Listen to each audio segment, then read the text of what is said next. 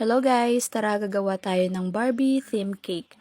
Ito pala ay size 8x4 at ang flavor nito ay Choco Moist with custard filling. Ipipick up sana to ng early guys, kaso yung nasabi ng client natin na ipick up is 8 to 9 a.m. Kaso, mainit na yun pala i-ride. At okay naman sana sa akin yun na i-pick up early kasi nag-bake na ako. Kaso, nagkamali ako ng pag-bake. Hindi ko siya nalagyan ng soda. Kaya hindi umalsa yung cake natin. So, sa pag-bake talaga, hindi mo maiwasan na magkamali ka. Tapos, pag isang mali mo lang, mali na lahat guys yung outcome niya talaga. So, napakahirap mag-bake guys, kaya dapat mag-focus ka lang and then, nandun pa rin yung recipe mo or yung mga notes mo para matingnan mo siya kung ano yung mga kulang mo. Kaya wala tayong no choice, gagawa tayo ulit ng cake at mag-bake tayo ulit. So, nasayang na naman yung mga ingredients natin, no?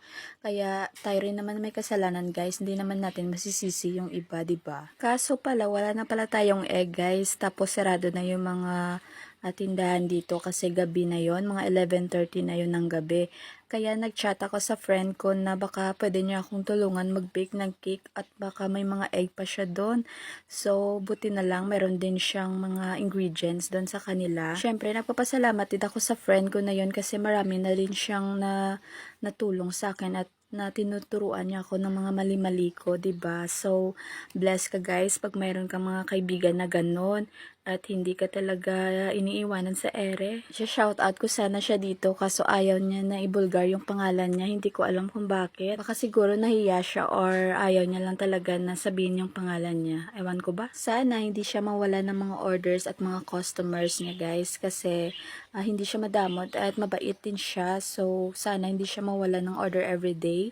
Yun na lang yung pag-pray natin sa kanya at ano na din siya, bihasa na din siya sa pagbe-bake guys. Ang galing-galing niya talaga bake naman kung ano-ano guys. Memorize na yung mga recipe niya. Hindi na siya nagkokodigo like sa atin. Oy, sa akin lang pala guys. Balik na nga tayo dito sa cake guys. So, ayan na nga, naglalagay na tayo ng dry juice at patapos na tayo. So, iba talaga pag hindi ka nagmamadali, no? Malinis talaga sana ito. Hindi ko alam kung malinis na yan, pero okay na yan guys. Di bale na, masarap din naman yung cake natin. Ay, masarap yan. Sinasabi sa'yo. At i-share ko din pala guys, yung cake na to guys, pagdating doon sa resort nila na pinuntahan, asa napakalayo kasi guys, tapos mainit yung panahon, is nasira yung cake natin.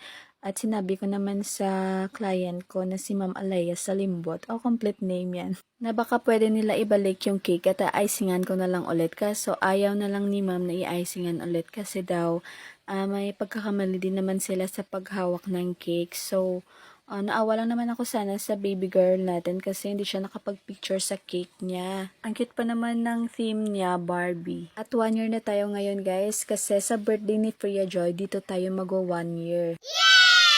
Diba? 1 year na tayo. Ang bilis, no? So, sa 1 year ko na to, guys, marami akong mga pagsubok na dinaanan. Char. Maraming ingredients na din, guys, ang nasayang sa akin. Pero pinipilit ko pa rin, guys, na matuto. So, dito na lang po muna yung video natin at voice over kasi parang iiyak ako. Ang arte mo, di umiyak ka.